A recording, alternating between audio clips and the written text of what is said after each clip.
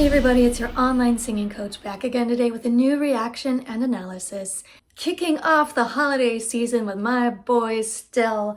Let's check out his rendition of Oh Holy Night.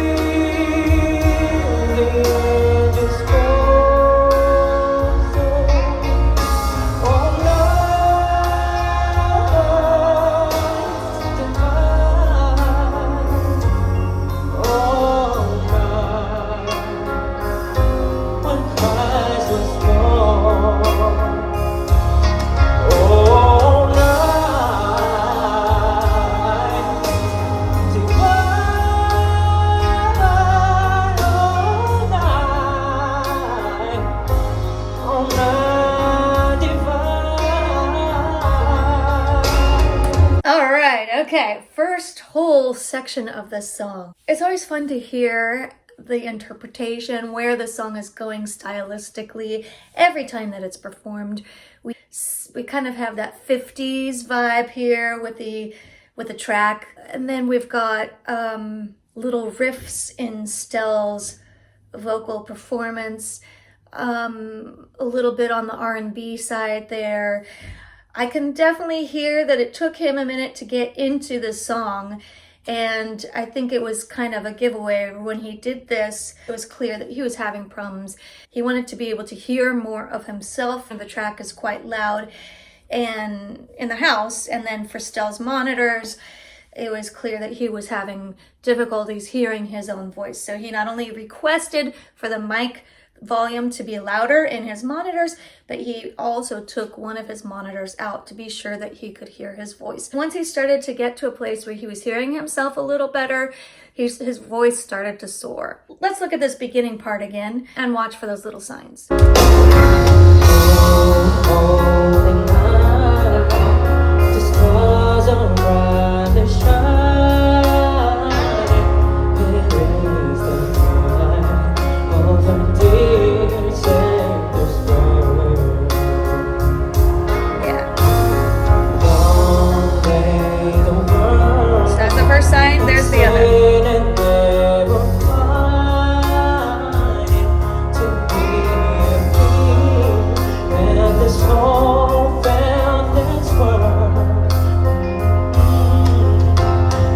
And that's right there, the soul felt its worth. That's where I started to hear some of the magic in STELL's voice.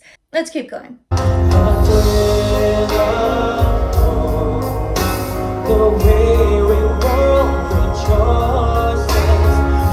our STELL there.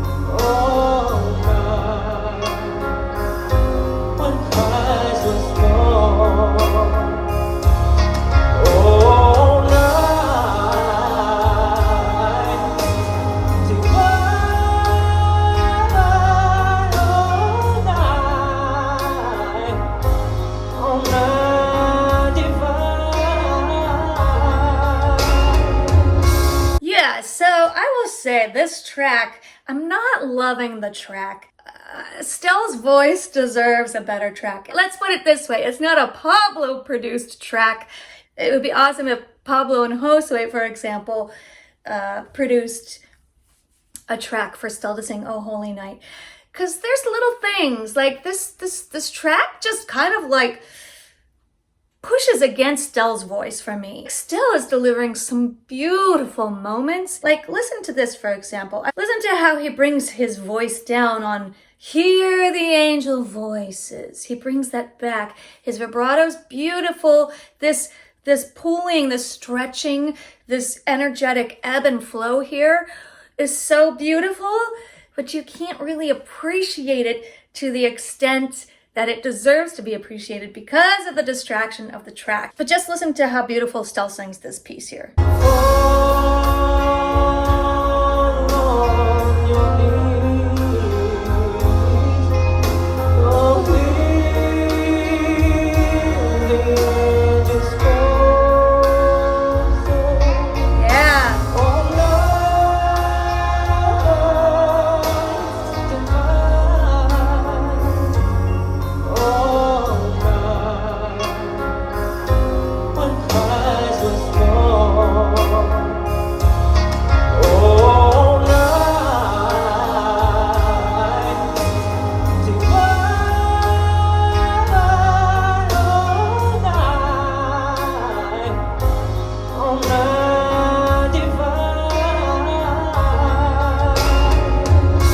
Even this very first divine,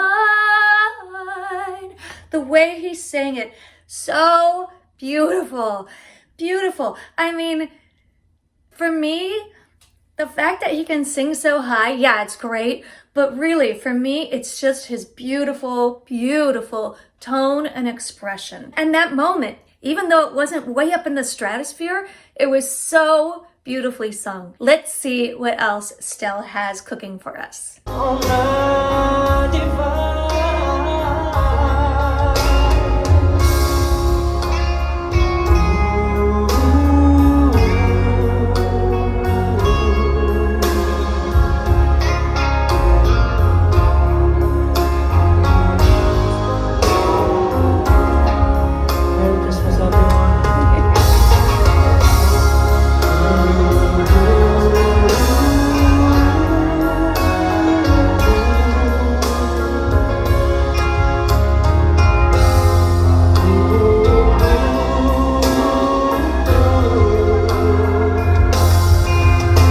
So STELL just demonstrated something perfectly that I talk about so often, which is when, especially in a live performance, especially with a track and not a live band, what do you do in the moment where you're actually not the soloist, where it's just like some instrumental space? So he just added some oohs here. He committed to them, he was feeling them, and then he didn't have to stand there and wait for that part to be finished, because that's kind of the only other thing you can do. And so, yes, you know I talk about this to my singers. If this is your situation and you've got this long gap in your track that you're singing to, what do? You fill it up. It's a perfect opportunity to go off script, to ad-lib, to bring something unique and interesting and unexpected to your performance. He has such a fantastic musicality and musicianship that it's just baked into his being. It's just part of his soul. He is a musical soul. And if this was a last minute thing, it's no problem for STELL to just hop up and give an amazing performance.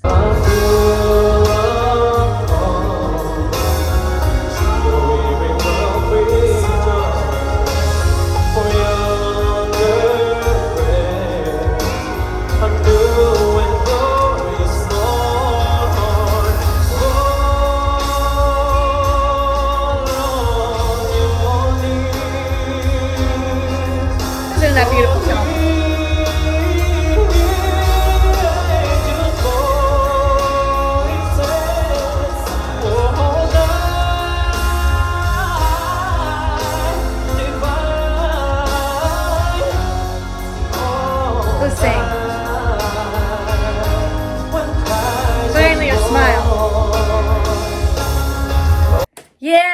So I really do feel like STELL is having some real challenges with the track. Something that I've mentioned so many times with STELL and his mic technique too. This is another giveaway here because I always mention when he starts getting loud, he's very happy to start pushing back from the mic because he knows how loud he's going to get. Now you notice here, he is clinging to the mic. He's so close. Even on the fall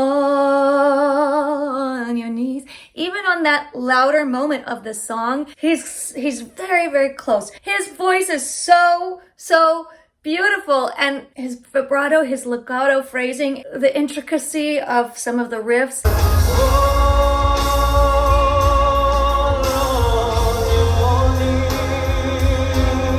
Beautiful singing.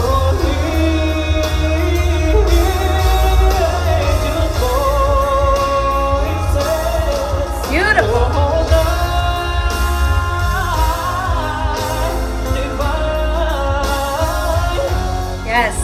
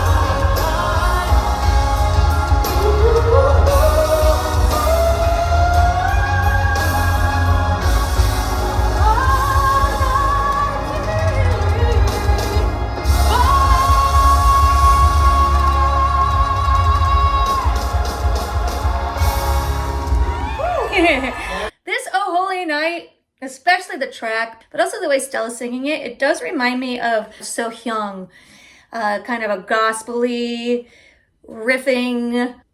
He's got the gospel backing vocals. There's a lot of the riffing that So Hyung does. And of course, So Hyung also goes crazy with her range. And STELL gave us a nice high surprise at the end there. You know, my compliments to STELL in this last section are that beautiful weaving of a super strong belted head voice mix, popping into falsetto here and there, coming in and out of that so effortlessly. I also love to watch his mouth shape as he starts getting higher and higher into those really big notes. Every time he hits those high notes, his tongue is nice and flat, and his mouth is so nice and open. Let's hear that last little bit one more time and just check out just how high he gets here.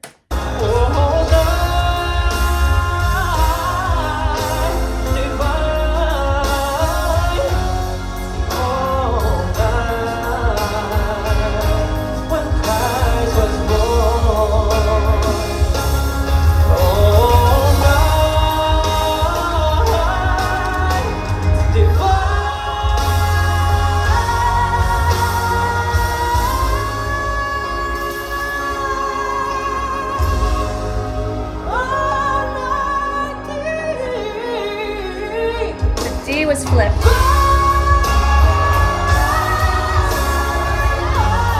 of that was flipped.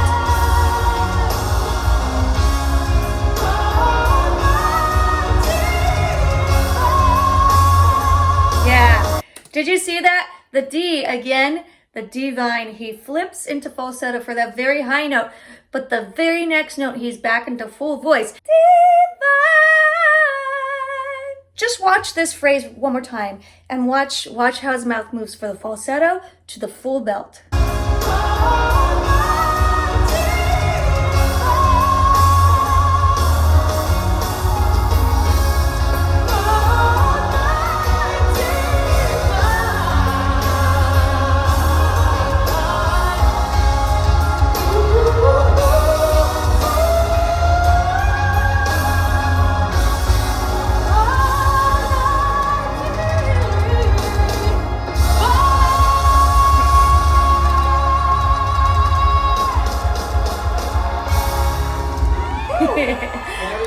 so. Oh Holy Night is such a magical song, and Stell's voice is so magical. As I mentioned several times, my only issue was this track and how loud it was. I really, really, really want to hear him sing this where his voice is completely in the spotlight. I think it could absolutely have a viral Oh Holy Night with these high notes at the end and stuff. So there's still lots of time left this holiday season. Maybe we'll get to hear him do it a few more times. I will be there for all of it if so. I hope you enjoyed watching this with me. If you did, please be sure to hit subscribe. If you have not seen my other STELL reactions, you can find them right here. Come find me on Instagram too. Thank you so much, and I will see you next time.